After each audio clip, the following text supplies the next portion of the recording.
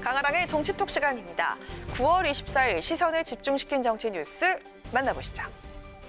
오늘의 첫 번째 정치톡은 청약통장이 없는 이유입니다. 어제 오후에 있었던 국민의힘 대선 주자들의 2차 대선 경선 TV토론회 8명의 후보들이 공약 배틀로 맞붙으면서 뜨거운 격론이 오갔죠. 그런데 토론회 이후 온라인에선 주택 청약통장이 화제의 단어로 떠올랐다고 합니다. 유승민 후보와 윤석열 후보 간의 토론 중에 나온 이 대화 때문이었는데요. 직접 들어보시죠. 군에 의무 복무를 다녀온 우리 병사들한테 이 주택 청약에 가점을 주는 공약을 발표를 하셨더라고요. 어제. 제가 한번 물어볼게요. 그 공약을 이해를 하고 계시는지. 혹시 직접 주택 청약 같은 거 이렇게 통장 만들어 보신 적 있습니까?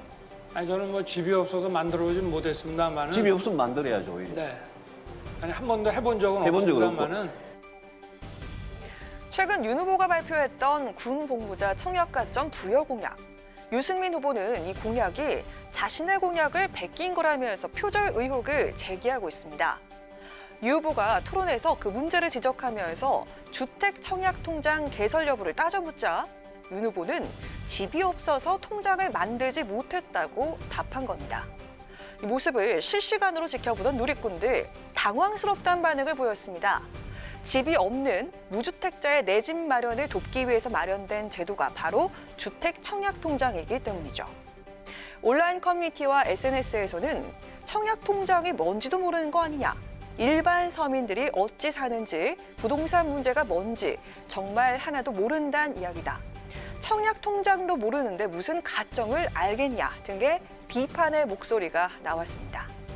논란이 되자 윤 후보 캠프 측은 공식 입장을 내고 30대 중반에 직업을 가졌고 부모님 댁에서 부모님을 모시고 살고 있었던 데다 결혼도 50세가 넘어서 했기 때문에 주택 청약에 대해서 크게 신경 쓰지 않았다는 취지를 말씀드린 것이라고 해명했습니다. 하지만 여권에서도 황당한 얘기자 망언이라면서 윤 후보를 향한 공세가 이어지고 있습니다. 집이 없어서 청약 통장을 만들지 못했다는 윤석열 후보의 발언. 또 하나의 말실수로 남을지 단순 해프닝에 그칠지는 앞으로의 파장을 좀 더 지켜봐야겠습니다.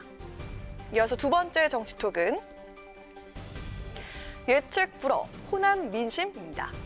민주당 대선 경선 레이스의 최대 분수령이 될 호남 지역의 경선 결과를 앞두고 국민과 당원들의 관심은 현재 1, 2위를 기록 중인 이재명 후보와 이낙연 후보 중 호남 지역에서 누가 승기를 잡을 것인가에 쏠려 있습니다.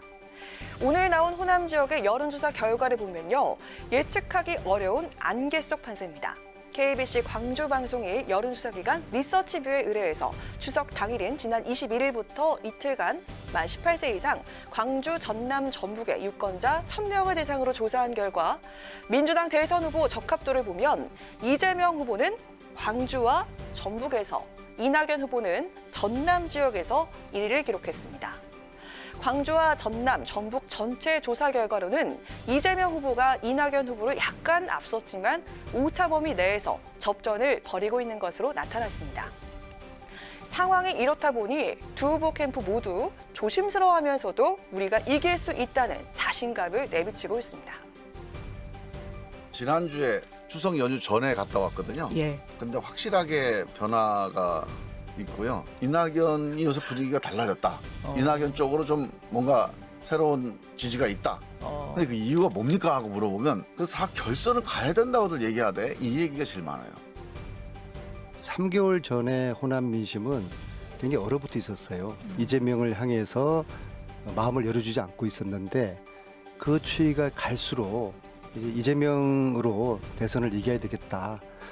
그러한 마음들이 이제 모아지고 있는 흐름을 저는 보고 있고요. 저희들은 좀 겸손한 자세로 네네. 특거리 가반 정도를 이제 턱걸이. 기대를 조심스럽게 기대하고 있습니다. 호남 민심이 출렁이고 있으니 이번에 승기를 잡고 결선 투표로 갈 것이다라는 이낙연 캠프 측과 이길 수 있는 이재명 후보로 모아지고 있기 때문에 못해도 턱걸이 과반은 할 것이다라는 이재명 후보 측. 양측 모두 물러설 수 없는 호남 대첩을 앞두고 팽팽한 기싸움을 벌이고 있습니다.